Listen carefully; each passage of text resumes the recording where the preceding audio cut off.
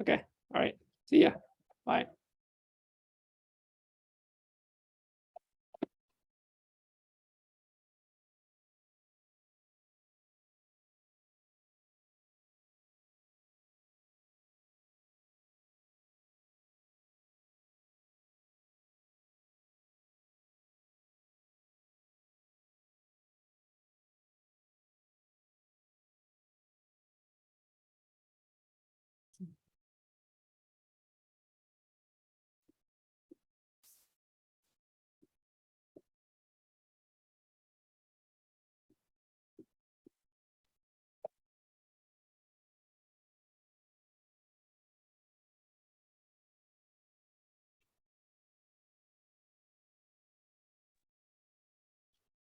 Hi, Aaron.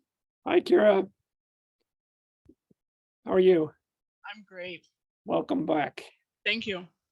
I wish I wasn't back. Immediately started. We should have you present about your trip. Oh my gosh. Victoria has some very good bike infrastructure. Really? Yeah. Honestly, like I was pretty impressed with a lot of places throughout Vancouver Island. Like they have some really decent trails that like connect different cities. Yep. And people are really respectful of bikers. I feel like that's the biggest thing is there's just like a pretty strong culture of respect. Yeah. That I don't feel like we get too strongly here. I think that makes all the difference. When I was reading something somewhere, well, it was about some country, and they noted that the infrastructure wasn't. Oh, it was Switzerland. The infrastructure wasn't all that great, but the culture of watching out for bikes made a huge difference. Huge, yeah. That's I did like biked around Vancouver Island, but I also went to two of the islands off of Vancouver Island. On both of those, Gabriola and Salt Spring. There's no bike lanes. I was just like right on the road, but people gave me lots of space, or if they didn't have enough space to pass me, they didn't pass me until they could. Yeah. And I just felt very safe the entire time. That reminds me, today I was riding up to campus from Cougar, and I was coming up the hill, and they're repaving today. Or well, they've already repaved, but they were out painting the lines. Nice. And they had one lane closed, and I was just, in the bike lane, but because one lane was closed, there wasn't enough room for the cars to go around me. And I wasn't intentionally like preventing them from going around me, but I wasn't going to ride right in the gutter. Yeah. And one of the painters said, "Hey, stop blocking traffic." And I was like, I mean, that kind of attitude, right? That we have to be submissive, that I don't know, it's really frustrating. There was one point, one of the cities I was biking through had construction. It was closed off to the cars, but they maintained the bike lane. So yeah. That was great. I was like, yeah, they get it.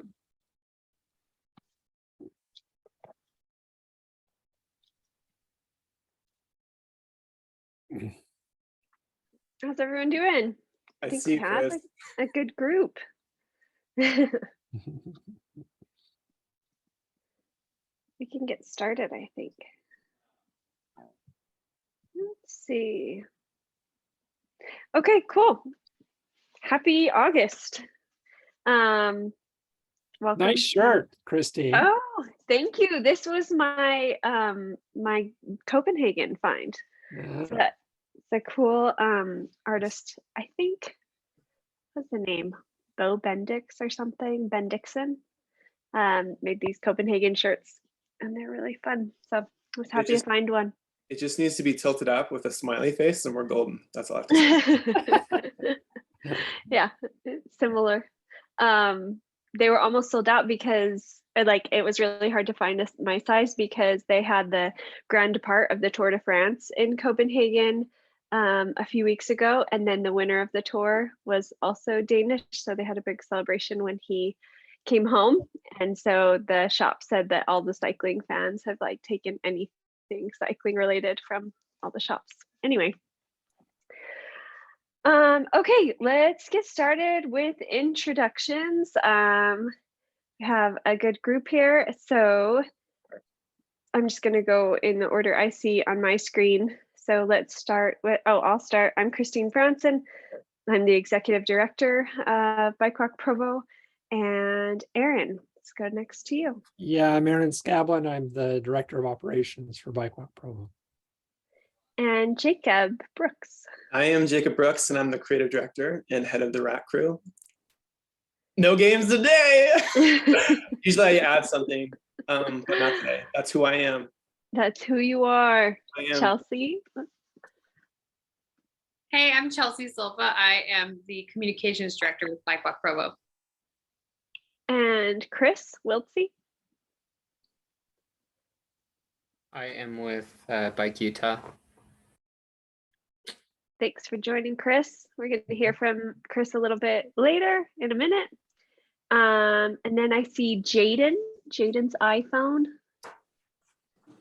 Hey, yeah, I'm Jaden. This is my first time joining. I just found the Instagram page and Awesome. it seemed interesting, something interesting to get involved in. So I'm just kind of here to see. Jaden, you were in the right spot. We're happy to have you. Watch out, Kira Johnson's on this call. She's our volunteer coordinator, so I'm sure you'll be hearing from her so we can find you a role within the organization and put you to work if you're interested. So welcome. Do you live in Provo?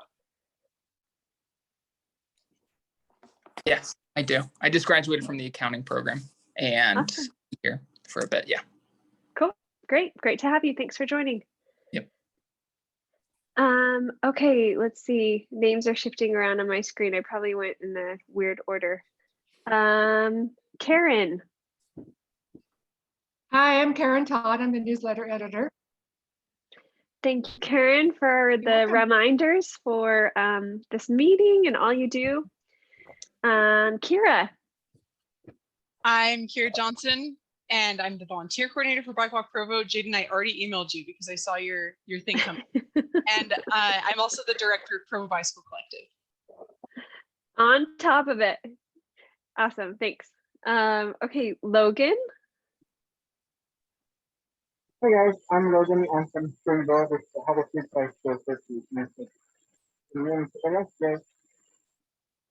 Logan, the connection's not great. I think I can interpret what you said. Logan heads the Hollow Creek Bicycle Association and is a good friend of BikeWalk Provo. Okay, cool. Stan?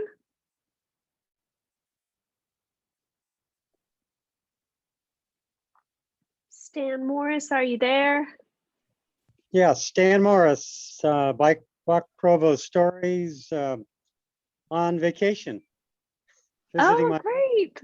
So tuning in from the El Dorado County Library. Oh, thanks for joining, Stan. I saw a picture of your trip visiting your mother, so enjoy. That's so great. Okay, and then Austin, looks like you snuck in. Yep. Hey guys, I'm a board member for BikeWalk Provo. Thanks for joining, Austin. And I also see someone from the Utah County Health Department has joined. If you're here and would like to speak. Shoot, guys, I'm sorry. Yeah, this is I'm Dakota. Oh, hi, Dakota. I'm part of the board. I didn't realize I was signed on to my work profile on my phone. No Sorry problem. about that. So glad to have you. Thanks for joining, Dakota. No problem. Okay, names are shifting all around, but it looks like Rob Hunter also joined. Rob, if you want to introduce yourself. Yeah, Rob Hunter, transportation engineer for Provo. Thanks for joining, Rob. Always great to have you. Jason, if you'd like to introduce yourself, the floor is yours.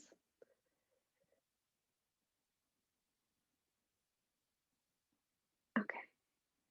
All right, cool. we will get started with our agenda today then. So first, I just have some announcements. So let me pull up my list so I don't miss anything. Oh yes, okay, the first announcement I'm really excited about. Provo City Events is putting on their concert cruise that they did last year. This was a really popular event. We had it during Bike Month last year, and it was super well attended by people across the city, some with no affiliation ever to anything bicycle related before. Really great family event. And because we don't have the rooftop concert series, I feel like it held a place for kind of concert within Provo need. And I'm really excited that they're doing it again this year. So we want to give them a lot of support. So I have two asks. One is, and I'm going to put two links in the chat. The first is the most kind of important or urgent for our volunteer base. Provo City Events is looking for volunteers that can help lead the groups between the stations. So there's 4 kind of venues throughout the city, and people who sign up to go to the concert will be assigned to a group.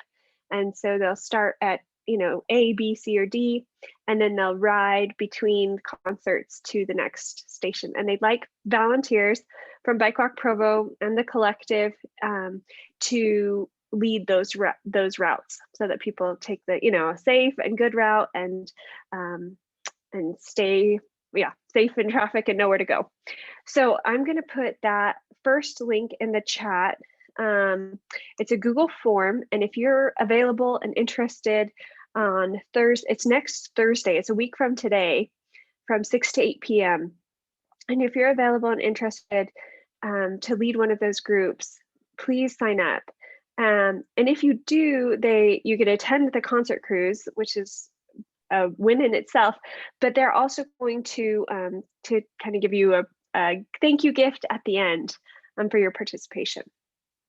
Also, BikeWalk Provo will have a tent, like a table and tent at one of the venues. So make sure to stop by and say hi if you attend. The second link, so that chat came through, correct? Somebody give me a thumbs up. You can click on that link. Okay, cool. I'm also going to put a link in the chat to the second link is a Facebook event that's hosted by Provo City Events. So you can RSVP to that if you'd like to attend. Even if you're a volunteer, RSVP to that, share that with people and get the word out about this great event that our city is putting on. Okay, concert cruise, any questions? I don't think Kylie is here. Last month, Kylie from Provo City Events joined and gave us some info. I don't see her here, so I'll try to field any questions if there are any. Okay, I hope you can sign up. They really need more volunteers. And last year we delivered, we were able to help run all the groups. So yes, I invite you to do that ASAP. Yes. Christine, I have a comment. I think we should all go the extra mile to invite as many people as possible. I mean, this is I mean, what's there not to like about live music and riding bikes around Provo? So or scooters or whatever. Yeah. Yeah. Yeah. Agreed. Anything but cars. Yes. Anything but cars. Yeah. Agreed. And honestly, there's like a place that Provo City Events has you sign up for, like which group you're going to be in. If somebody just wants to walk to one of the venues or walk between like 1 or 2 of the venues, there's no like ticket, there's no requirement like that. So yes, anyone should and could attend. Please share that Facebook event. If you mark yourself as going, it often shows to your friend group that you're going, and you can share it and invite others too that way, or by word of mouth. So yes, thanks, Erin. Highly encourage you both to sign up as a volunteer if you're available, so that we can support biking events in Provo, and that they know that next year when they put it on, it's really easy for them to find volunteers and an easy event to put on. So we want to make sure that there's no barrier to entry there. And then attend as well and invite people to attend. Okay, cool. Anything else on the concert cruise? Any questions? I think the time commitment is just before 6 p.m. to 8 p.m. Next Thursday. So I'm going to check in I have a with quick question about the concert cruise. I'm not finding anything on social media. I know that you sent through the Slack channel last year's Facebook. Oh, that was event last about year's? it, but there's nothing about it for this year that I can find. So sharing it on social media has been kind of like a nightmare. Well, it's not a nightmare. I just created it myself, but yeah. Oh my gosh, thank you. And the one that would be really awesome if the city could do that. Thanks, Dakota. Yeah, it looks like the one I put in the link is in the chat is last year. So my bad there. Let me find it. Actually, maybe Chelsea or Kira, if one of you guys could do a quick search and find the event page for the concert cruise. It may not be a Facebook event, but I know there's an event page for it somewhere for this year. If somebody could find that and put that in the chat, that would be really helpful. Thanks, Dakota. Yeah, I saw you asked for that, and I'm sorry that I got you last year, so you should have corrected me. Okay. Thank you. Okay, Kira just put the Eventbrite website link in there. So that's the one to use to share with friends, post on Facebook, etc.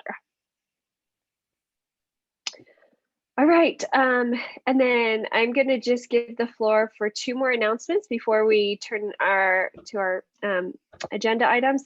So Kira Johnson had an announcement from the collective. We have our 2nd annual swimsuit ride this Saturday. So if you were here last year, you know, it was kind of goofy and pretty fun and hot, but we're meeting at the collective at 3 p.m. on Saturday. Wear your swimsuits. We're going to bike up Provo Canyon and jump in the river several times. And we'll have water in a cooler and maybe even water balloons or something. So I hope everybody here comes. It's very fun. Thank you. Okay, cool. 3 p.m. on Saturday, meet at the collective in your swimsuits. Awesome. And then Logan had an announcement, and I'm hoping your audio is good enough to hear, and if not, I'll interpret again. Is it better now? Is this yes, better? I can hear you. I'm glad. Yes, so I have been invited by the LDS Earth Stewardship group to give a presentation on bicycles. So my presentation is called "What Would Jesus Drive? Bicycles and Building Zion," and I'm hoping I can share the gospel of bikes, all the happiness and joy that it brings to all of us, and not just bikes, but walking and transit and scooters and all of anything but cars, right? So if you want to tune into that, it'll be an online event on Tuesday, August 16th at 7 p.m. And I can put in the chat the link to it. I'd love to see you all there because obviously supporting bikes and all that is good stuff. But also I'm hoping that my presentation can kind of be the sort of thing that it's like a gateway drug for people that makes them decide to try the bike. So if you want to invite people that you think are maybe on the edge of trying this bike thing, then maybe share the link with them. Thanks. Thanks, Logan. Okay, great. So first on our agenda today is Chris Wiltsie from Bike Utah. Chris offered to present some thoughts and info on behalf of Bike Utah and give us a refresher on some of a data analysis that they did on Provo a few years ago. So Chris, the floor is yours. How much time do I have?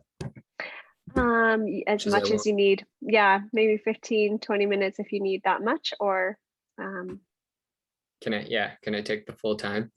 Yeah, that's fine. I do just have, before you do then, let me just make one more announcement then, actually 2 more.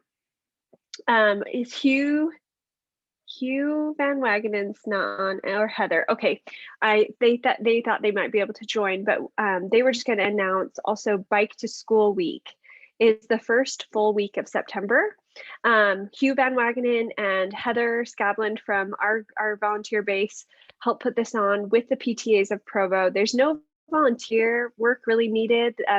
They staff it with PTA, but we do want participation. So if you have friends or know elementary school kids, make sure that they have a bike or a scooter or can walk to school, and maybe be an advocate in your neighborhood for bike, scooter, or walk to school week the first week of September, the first full week of September. We will have on our website like a flyer for English and Spanish, and kids can win prizes for participating at their schools. Okay, and then the last announcement I'll make then, because I don't think our UDOT representative was able to join today either. I don't see them here, and if they can join later, that's great. Let's see. Okay, UDOT is hosting a pedestrian summit, and it's going to be in Provo. So it's at the Utah Valley Convention Center on Center Street on September 14th from 8 to 3:30 p.m. Tickets are $25, but free for students. And so I'd like to encourage you guys to attend. I can put a link to that in the chat as well. It's just enough. So what their website says, I'll just read some of it. Is Pedestrian Summit's an opportunity for planning, design, health, education, law enforcement, safety officials, and advocates to share experiences, opportunities, and successes involving improving pedestrian experience in our communities. They have a keynote speaker, Dan Burden, who leads in reinventing streets, neighborhoods, and towns with walkability solutions. And so that will be, yeah, cool. And we also are trying to work with UDOT to host a walking tour during the events of that day. So we'll post more information, but I just wanted to put that on your radar if you're available and interested to attend the Pedestrian Summit in Provo on September 14th. Okay, Chris, I think that covers everything else for the meeting. So the rest of the time is yours. Okay, I might not use like all 40 minutes, but it depends. That's fine. I want to make it like an interactive experience for all of us. Okay, let me share my screen. Can you give me permission? I think Aaron is in charge of that. He's the host. Oh, yes. Sorry. Good. Should go. Be good to go now. Can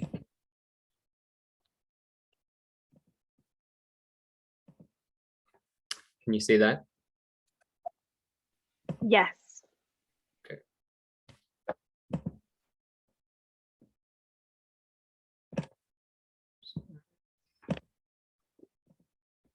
Okay.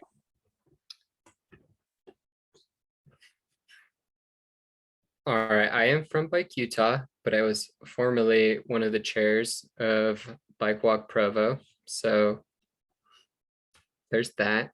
I care about you guys. Just trying to, establish that.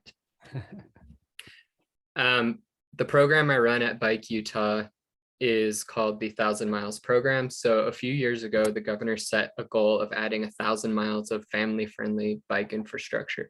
So this stays between us. But when he created that goal, he didn't actually give a definition of what family-friendly meant. So he left that to me. So that's a good thing because I get to come up with the idea and then I get to say it was his idea. So the idea then became that as speeds and the number of vehicles increase, so should the intensity of infrastructure. So this is all based off of recommendations from the Federal Highway Administration, but they're kind of like loosey-goosey with it. They don't really give any clear examples of what they mean by this, but so I kind of made it more specific. But at lower speeds, we're talking about neighborhood bikeways, so like 200 East, right, in Provo. As speeds increase, then we're talking about more physically protected lanes, so something like Cougar Boulevard. And then finally, at faster speeds, 45 miles per hour, and a lot more vehicles, you're talking about something like the College Connector that goes towards UVU from Provo. So, right, Bicycle Boulevard, your intention isn't necessarily to put out infrastructure the whole way, but to reinforce speed limits at key points. So oftentimes we'll put down a speed limit. For example, Salt Lake City just did 20 is plenty, but that doesn't necessarily mean that that's the speed people will travel, because our roads often aren't designed relative to the speed that we actually set, right? Then that's that sort of middle range where you're creating this physical buffer. This is another example. And then finally, you have like a multi-use path would be the last example, which we're pretty familiar with here at Provo, because that's a lot of what we build. So I actually track what is being built throughout the state, so I have a pretty good idea. And so the vast majority of what we're actually building in the state is either multi-use paths or painted bike lanes. So I call this the missing middle of bicycle infrastructure. This stuff just is like not really happening that much in the sort of relative grand scheme of what's being built. But before I share some of the data, I wanted to talk about who you are as an organization. Like, what are your goals? What's your North Star? Because before we talk about the data, I want you to be able to interpret that data through this lens. So anybody have thoughts? I can't see everybody. One second. Just raise your hand or just talk. Like, what do you want to complete? Do you want to be like, do you want to build stuff in the suburbs of Provo? Like, is that your goal? Because when I showed this data last time, that's what somebody said. Somebody said we should build stuff in the suburbs. So is that who you are?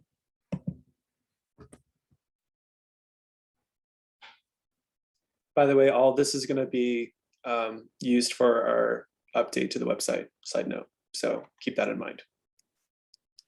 What does that mean? Oh, like who we are, right? Like who we are, like when people come to our, who's our market? What are we going after, right? So, because right now we're sort of just existing as this like really good nonprofit, but I don't know. I'm still trying to figure that out from a graphic design standpoint. So. Can I ask a clarifying question? Yeah.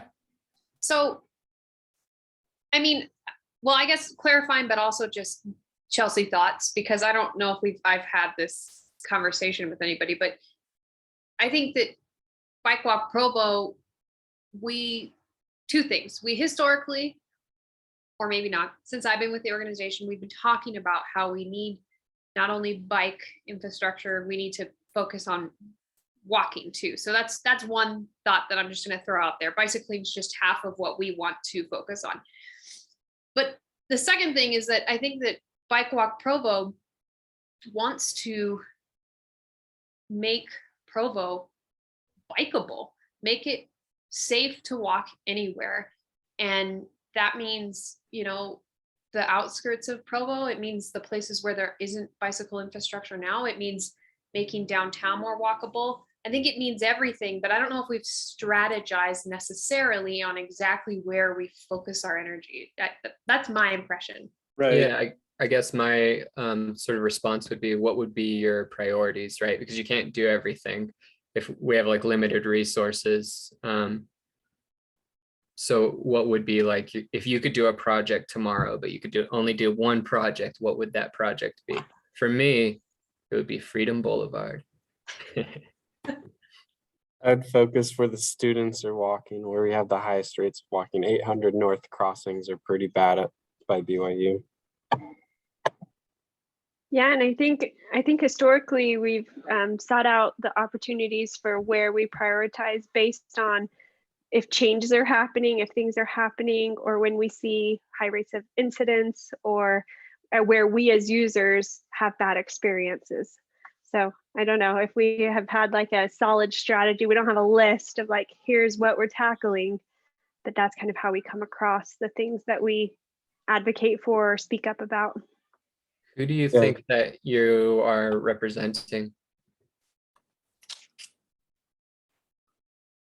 Like if you had to create like a persona, is it Chris Wiltsie? Could I speak to that a little bit? Yeah. And this was going to be my comment, and I know that all of these are great. That's the thing. We want to do all of it because it's all good. But I would say, and like there's reasons for wanting to prioritize students because they bike a lot, like was said, but I think our persona should be women and children. They're the ones that often get left out. We usually build bike infrastructure for men who are more comfortable taking risks, and women and children often are felt not able to bike.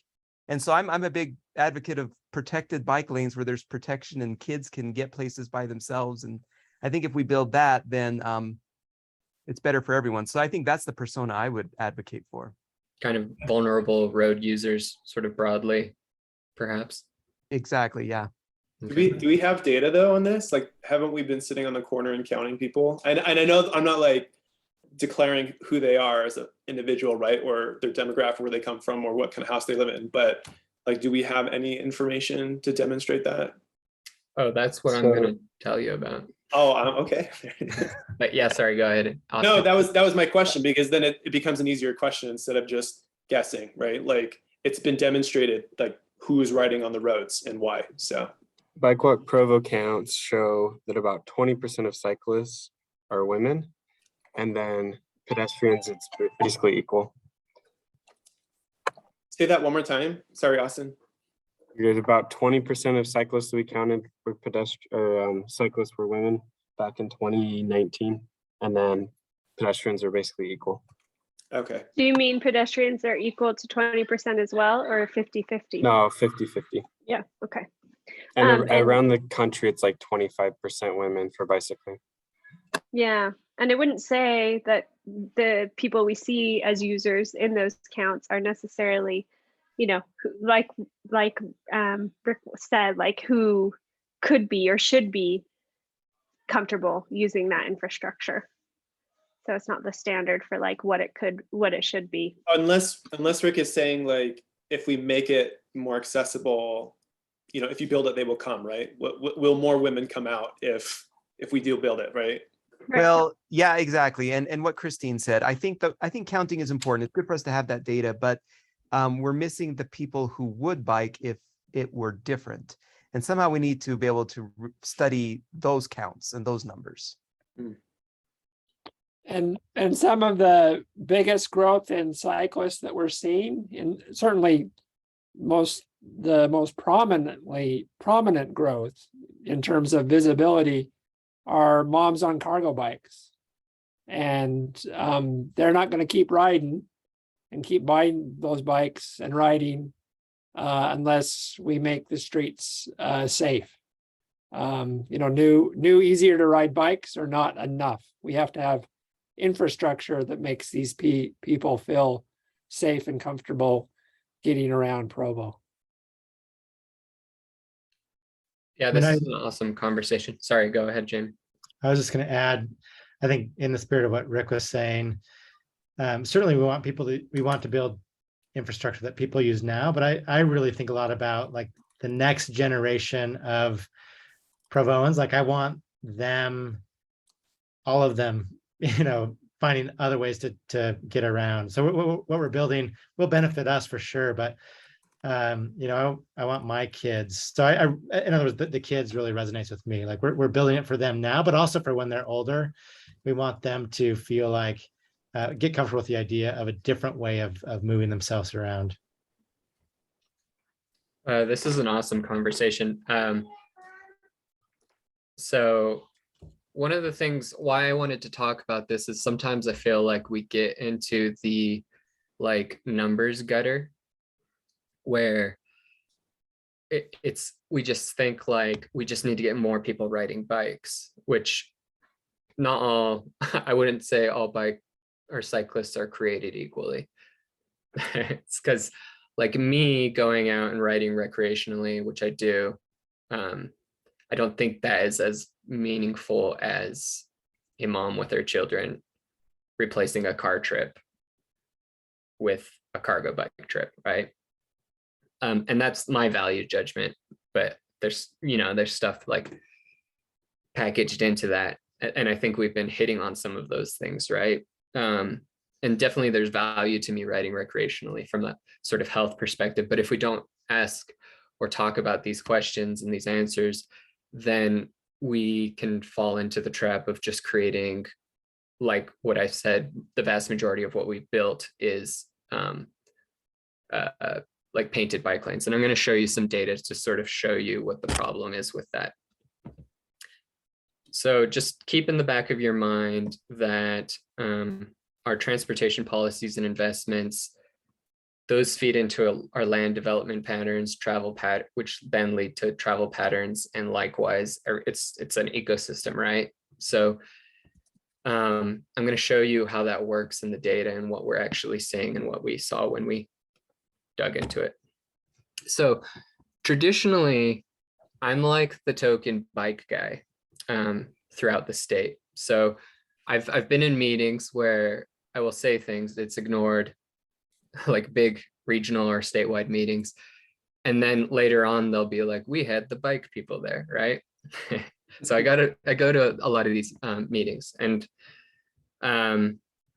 traditionally what they've used, planners and consultants, is Strava data. So this is what Strava data looks like for Provo.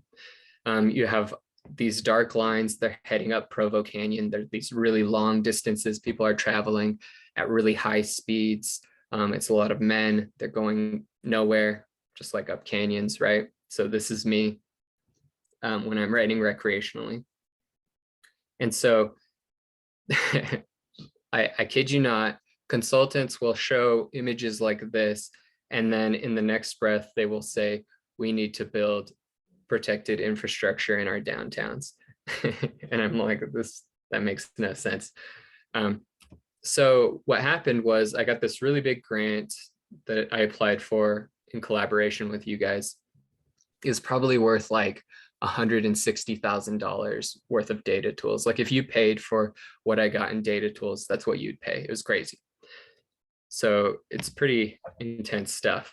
And the platform I got was called Streetlight Data. That was like the main platform.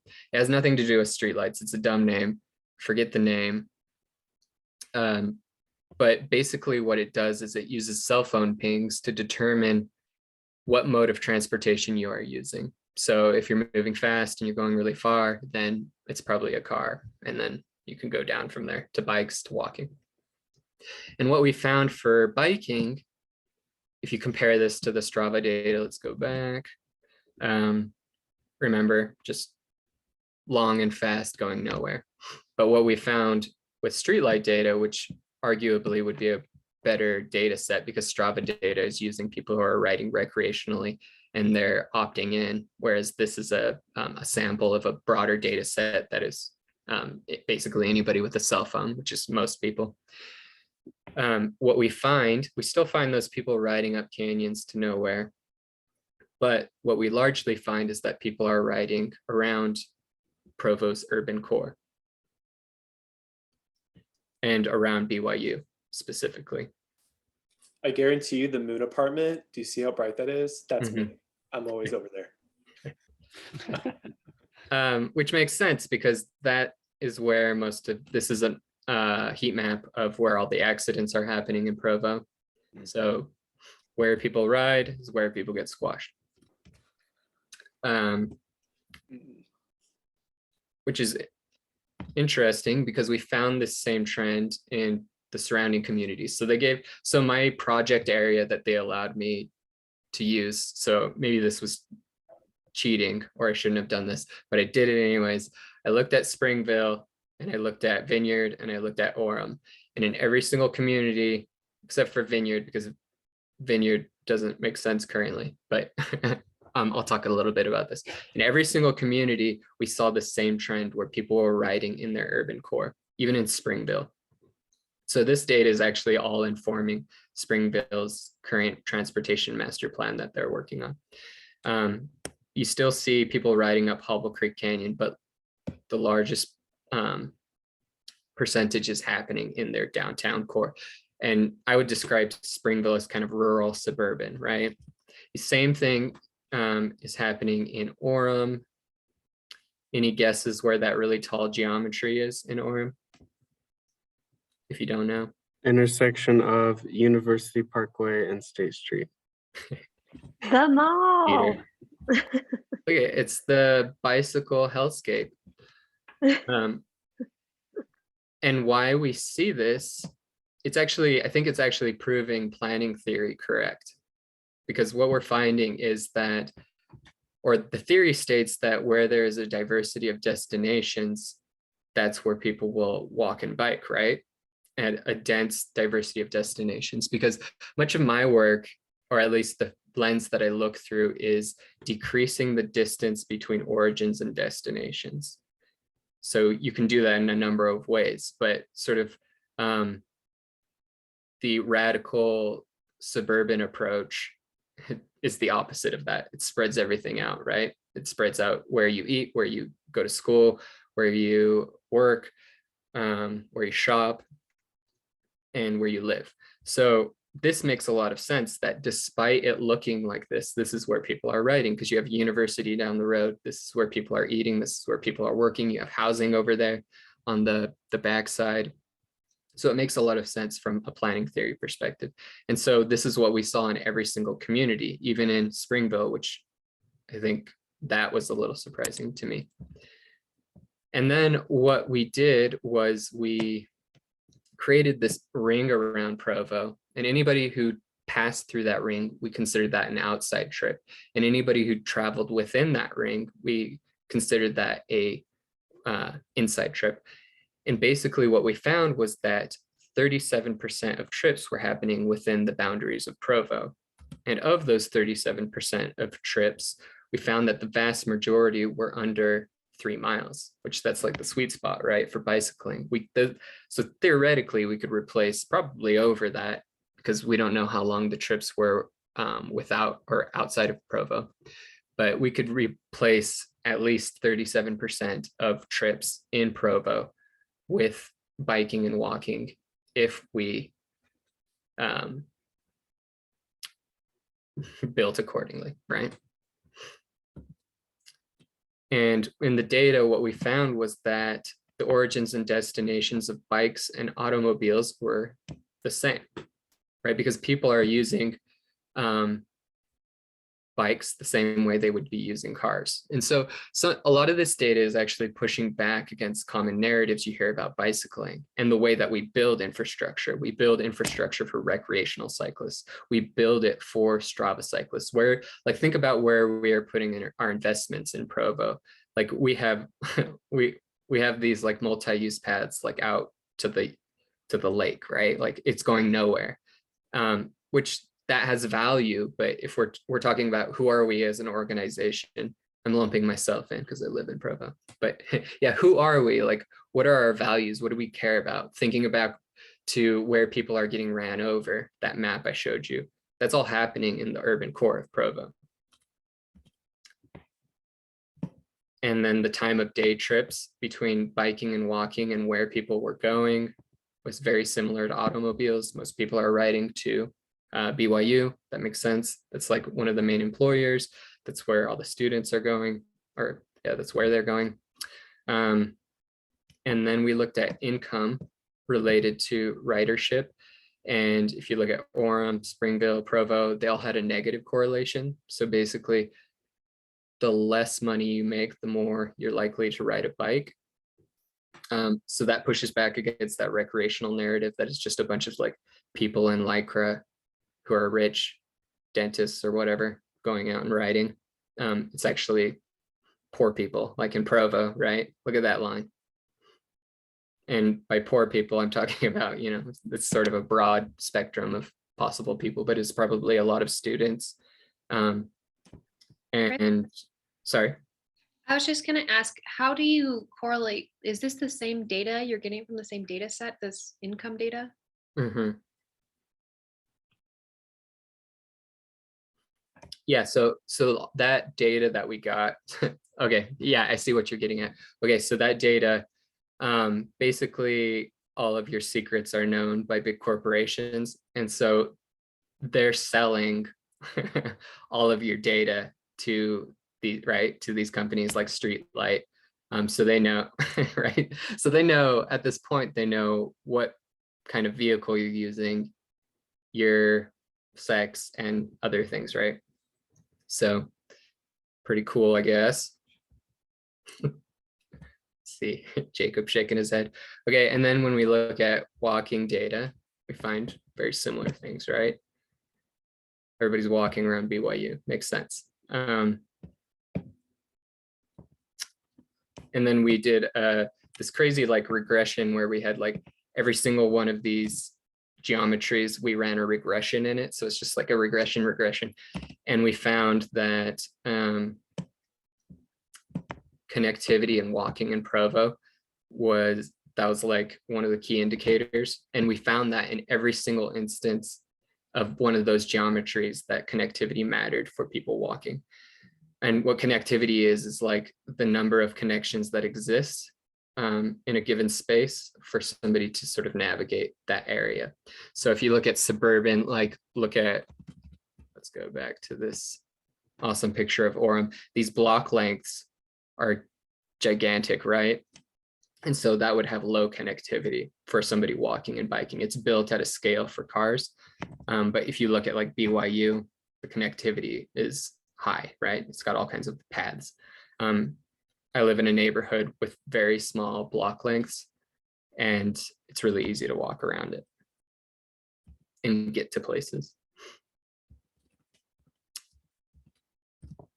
Okay, so the question is, therefore what? What do we do with this? I guess, like, we talked about who you are as an organization.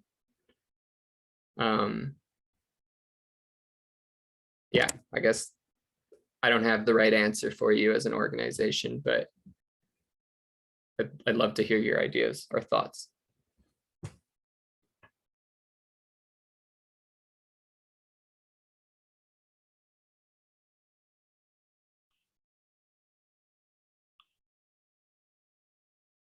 I would love to hear, if possible, Rob's take on this, if you're available.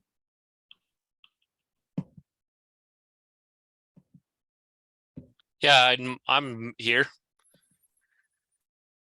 Yeah, we've looked at similar data. We've got also I'm trying to turn my camera on again.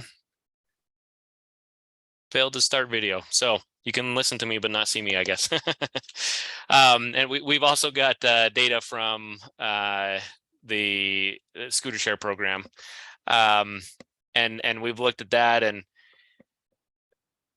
I think there's kind of two things in terms of my take. I think I understand and agree with the value of doing separated bike lanes, and trying to get different infrastructure based off of different speeds and different vehicular volumes on there, and that is what I would term as the long-term goal in general, and short-term goals for places that it can make sense to do it now. You'll see us continue to put in a lot of on-street bike lanes, because that can get us the highest amount of infrastructure for basically, a couple more lines of paint than we already have on our roads, which I guess it may seem frustrating for the long term, but one of the things that we have the challenge is justifying to everybody that has to make the decisions on prioritization and where money goes. Spending larger amounts of money on infrastructure that a smaller amount of people use, and we have done. I mean, what I will say is that Provo and before I got here and continuing on, even as I'm here, we're increasing the amount of money that we spend on active transportation, but to really get to a point to where every street has above 25 miles an hour has separated bike lanes. That's even a substantial amount more than what we're spending on right now, or that what we are spending right now. And so while we're looking for different ways and different avenues to get money to do infrastructure, so for example, two of the projects that we put in for the regional MAG funding, two of those are separated three of those. Three of the projects that of the, how many do we get? 5 projects. 3 of the 5 projects are separated ped and bike infrastructure. Continuing the off-street trail that we're doing on State Street, doing an off-street trail on 6 South, and then the Provo River trail, more improvements on the Provo River trail in the Moon River Drive area. So we are looking for ways, but I mean, to get to the point, it's a substantial amount of money to do separated bicycle infrastructure on every major street. And so we've kind of got to balance. I'm trying to put maybe not as robust of infrastructure, but something to where people can use and are separated out from the lanes, while we're still trying to find funding for more robust bicycle infrastructure. Thanks, Rob. Jacob. Thanks. So I joined this organization. I don't even know when it was. When did I join, Aaron? I don't know, less than a year ago. I don't know anything about this. I came in here as a disgruntled citizen who wanted to park his bike at a rack, right? Like, I was sick of cars dooring my car, my bike and stuff. So it's like, ever since I've joined, I've become very despondent. Like, it's so frustrating. I don't know how many times I've called up the city or people in charge of, their sidewalks or whatever, just to be told that they don't have funding, or just to be told like, it's got to go up to my higher up, I'll get back to you, and then I get ghosted, right?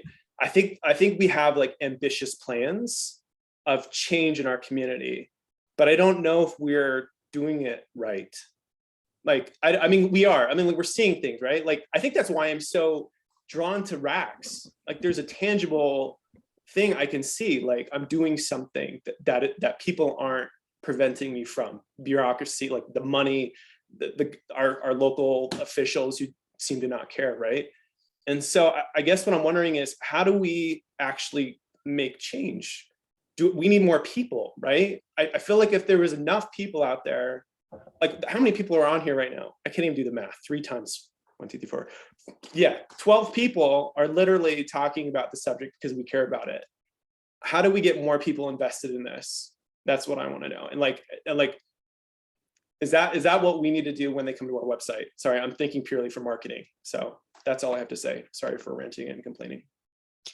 And I would say really quick, there are like low cost options. Like, this is an example of using like flexible bollards, or you can even use cars, right? Where you put the parking on the outside of the lane and then it becomes parking protected. And that's literally just painting. And some of that is just you saw that with Timp though, right? It was like, we've got a bunch of NIMBYs who just like push back. Not only do we have government to work with in terms of money and funding and stuff, but we have a community who just doesn't care. I almost swore, but we're not going to swear today. So, well, I understand your frustration on TimpView. I have my own, frustrations on that also.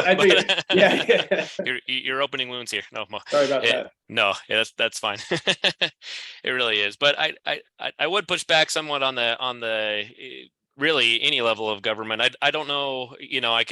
I'm not sure exactly. Any specifics that you're talking about in terms of trying to contact people and feel like you're getting ghosted. Just one specific was over by the plaza to get to Macy's, because I shop there every week. And I don't even know who I contacted in the city, but I said, can we get a crosswalk? And they said, yeah, sure. Funding is 15 years down the road or whatever, 10 years down the road. I was like, okay, there's not much I can do once they say that, right? Like, I can't go and start painting lines myself and adding flashlights. So I know and I know I don't mean to complain, because Rob, like, you've done amazing things. I'm just saying, I feel like as a citizen, I don't really have that much power as a single citizen. You know what I mean? Well, so I can even answer your specific question on there, but let me step back for a moment and say, one of the things that I think would be helpful to remember, and I have absolutely respect for and no problem with being active and being an activist and something that you care for. Obviously, I come here every month and so I'm supportive of it. And so it's not to push back against that, but at the same time, I hope you guys remember. So for example, we're doing a joint press release with you guys that shows that the Provo-Orem metro area, out of 101 studied areas by the Complete Streets Coalition, has the lowest pedestrian fatality rate. 2016 to 2020 is what they looked at. So there's a lot that we're doing right, even as we're still trying to figure out, with budgets and stuff, figure out how it is that we navigate the different needs in the city. So as another for example, there was a presentation that the planning group just did to the city council, and doing a citywide randomized survey, and the number one biggest concern from citizens in that randomized survey was housing, but the second one was actually traffic flow. They feel like we're stopping traffic too much. And so we're trying to balance. I understand. So I get, on the one hand, we do have citizens that call and say, I want, more bicycle infrastructure. On the other hand, we have other citizens that call and say, you're doing way too much for bicycle infrastructure when nobody uses it. And we've got to try to take the balanced approach of neither nobody uses it and not everybody wants to to bike. And so we're trying to, create that balance. But so but I guess going back to we're trying to navigate that balance we're going through, but there is a lot that the city has done, and the proof is in the data. We are a safe community. Even we do have crashes, we do have severe crashes, we do have fatalities, but in terms of the rate per capita, we're at the low end, even though we have a fair amount of cyclists and pedestrians on the roads. And so, like I said, we're just trying to. There's only so much that we can do every year to change a city that began 150 years ago, and we're doing the best that we can to make those changes. But in specific to Moon River Drive, so again, the funding that we got from MAG, one of the projects that we put in for and got money for is to redo Moon River Drive. One of the challenges that we have with putting in crossings from off of the trail is that the trail is like 3 to 4 feet above the street. And so we need to be able to do some larger improvements. There's really not a good way that would meet any kind of ADA standard or even close to it. Trying to put ramps in there right now. And so as we redo that trail, we have talked with Parks, and we will be looking at putting in crossings as part of that overall package. And just because of the scope of what all needs to be done grade wise to make that all work, it's just not something that we can jimmy rig in quick. Oh, go ahead. So sorry. Oh, I was just gonna ask, if I know we only have 5 minutes left, but if once Chris, you say your comment, if Christine would, if I could put you on the spot and you could say something about this. Yeah, I guess one thing why I think it's important for you guys to have like a sort of clear vision of what you want.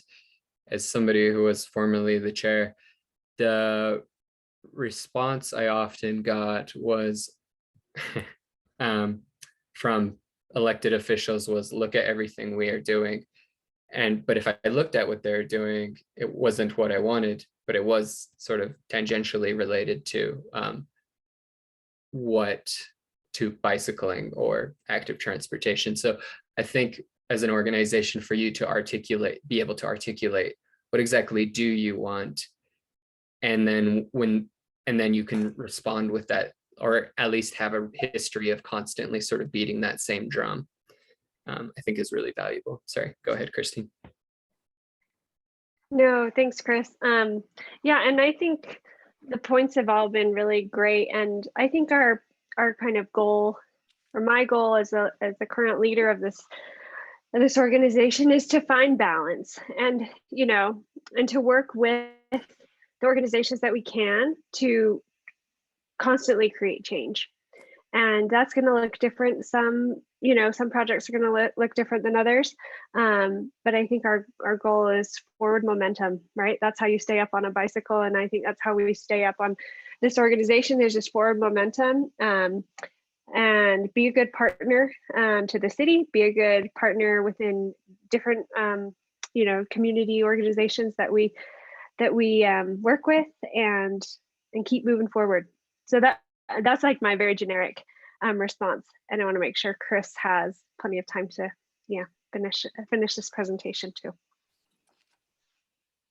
That's about everything I had. I just wanted to have this conversation where we talk about like what do we want as an organization? Where are we going? What does that look like? Because and I'm not saying this is like a critique of BikeWalk Provo, just sort of broadly. If you look at our like Bike Utah's advocacy toolkit, the like main message is you need to know what you're advocating for, because if not, then you kind of get like the lowest common denominator built, and then you're expected to be happy with that. And I quote a consultant who worked for Provo City: "The bike people are never happy, no matter what we do," right? And that sort of attitude comes from the fact that we as the bike people are not articulating what we want, and therefore they do something for us and it's not what we want and we're not happy, right? So I think we need to be like really clear with what we want. Yeah, and I would change that to we're never satisfied. And I don't think we should be. Like, I think there's always room for improvement. And I think we should keep working towards it. And this is great. Like, I totally agree. I think we could, as a leadership team and as a board, we have several board members who joined today. Thank you, Austin and Jamin and Dakota. I think that there's an opportunity here to be more specific about priorities and kind of build those into the action that we take, and focus our efforts in the right places. I think we're very multifaceted.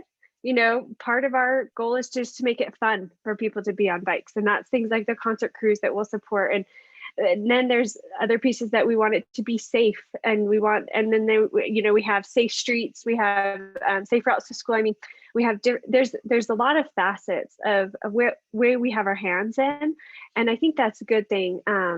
But yeah, I think there's definitely an opportunity for kind of a focus on prioritization and what is the most, what are the things that can make the biggest impact in the places that can have the biggest impact, etc. So this data is so amazing to see. Chris, thank you for sharing. I remember seeing this when I was very early joining, just getting my toes wet in BikeWalk Provo. So it's really helpful to see this again, and we're really grateful for you taking the time to share it with us.